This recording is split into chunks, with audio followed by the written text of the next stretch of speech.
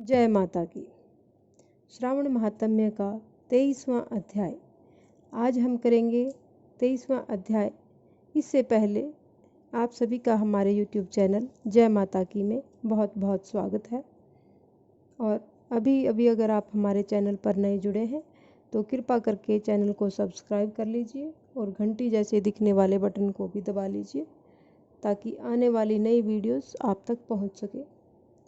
तो शुरू करते हैं आज का अध्याय। आज का अध्याय 23वां अध्याय, जिसमें श्री कृष्ण जन्माष्टमी के बारे में बताया गया है।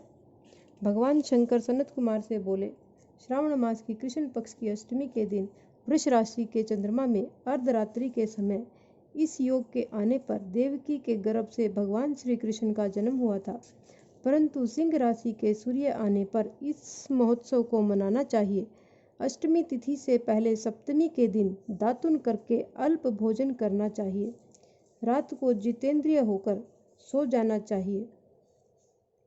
प्रातः होने पर उपवास नियम करें। केवल उपवास द्वारा ही श्री कृष्ण जन्माष्टमी का पवित्र दिन व्यतीत करना चाहिए। केवल उपवास करने से ही मनुष्य को 7 जन्म के किए पापों से छुटकारा मिल जाता है। अष्टमी के दिन तिलों के साथ नदी में स्नान करना चाहिए। शोभन स्थान में देवकी के सूतिका घर को बनाकर उसे नाना प्रकार के रंगों से, कपड़ों से, कलश या फलों से सजाना चाहिए।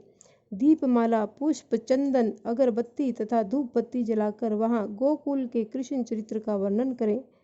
वाद्य शब्द, नृत्य गान आदि से उस दिन को मनाएं।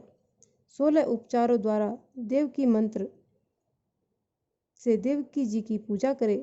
सतत वेणु वीणा निनाद सहित गायन आदि से किन्नरों द्वारा स्तुति की जाती है तथा श्रृंगार, दर्पण, दुर्वा, दधि, कलश धारण किए किन्नरों से सेवित अपने निवास स्थान पर खूब प्रसन्न मुख देव माता देवकी श्री कृष्ण के सहित वासुदेव के साथ चारपाई पर लेटी हुई दिखानी चाहिए।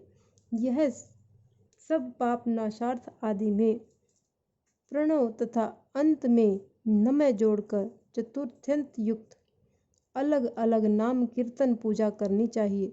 देवकी, वसुदेव, बलदेव, नंद, यशोदा की अलग अलग पूजा करनी चाहिए। चंद्रमा के निकलने पर श्री हरि का स्मरण कर चंद्रमा को अर्घ देकर कहना चाहिए, हे रोहिणी कांत, आप मेरे अर्घ को स्वीकार करें। श्री कृष्ण जन्माष्टमी का व्रत 1 करोड़ एकादशियों के व्रतों के तुल्य होता है। इस प्रकार रात को पूजा करके नवमी को प्रातःकाल देवी भगवती विंध्यावासिनी का कृष्ण तुल्य महोत्सव करना चाहिए। ब्राह्मणों को भोजन कराकर दक्षिणा देकर कहना चाहिए, भगवान वासुदेव मुझ पर प्रसन्न हो, मैं आपको नमस्कार करता हूँ। जो देवी तथा भगवान श्री कृष्ण का प्रतिवर्ष महोत्सव करता है वह उपरोक्त फल प्राप्त करने के साथ साथ आरोग्य तथा अतुलनीय सौभाग्य भी प्राप्त करता है और अंत में वैकुंठ को जाता है। इस प्रकार ये थी हमारी श्री कृष्ण जन्माष्टमी के उद्यापन की विधि। अब हम बताएंगे इसके उद्यापन में क्या क्या करना चाहिए।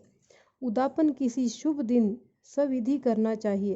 प्रातःकाल संध्या आदि करके ब्राह्मणों से स्वस्ति वाचन करवाकर ऋषियों की पूजा करनी चाहिए। स्वर्ण की भगवान कृष्ण की प्रतिमा बनवानी चाहिए। मंडप में ब्रह्म आदि देवताओं की स्थापना करनी चाहिए।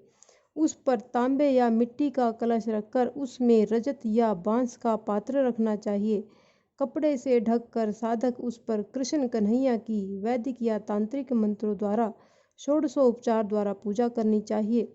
शंख में गंगा जल, फल, फूल, चंदन रखकर नारिकेल फल युक्त कर भूमि पर घुटने टेक कर कहना चाहिए, हे गोविंद, आपका अवतार कंस के वध के लिए तथा भूमि का भार कम करने के लिए हुआ है। कौरवों के नाश तथा दैत्यों के विनाश के लिए आपका अवतार हुआ है। आप मेरे इस अर्घ को स्वीकार करें। हे प्रभु वासुदेवात्मज, आपको मेरा नमस्कार है। आप इस भव सागर से मेरी रक्षा करें। इस प्रकार प्रार्थना करने के पश्चात रात्रि जागरण करना चाहिए। अगले दिन जनार्दन की पूजा करके मूल मंत्र द्वारा पायस, तिल तथा शुद्ध घी से 108 बार होम करके आहुति देनी चाहिए। इदम विष्णु मंत्रम से होम करें। व्रत की समाप्ति पर एक कपिला गाय का दान करना चाहिए। 8 ब्राह्मणों को भोजन कराकर दक्षिणा तथा जल से भरे 8 घड़े दान करने चाहिए। इस प्रकार उद्यापन करने से मनुष्य उसी समय पाप से रहित हो जाता है। हरिओम नमः शिवाय। जय माता की। इस प्रकार यह श्रावण महात्म्य का 23वां अध्याय संपूर्ण होता है। जय माता की।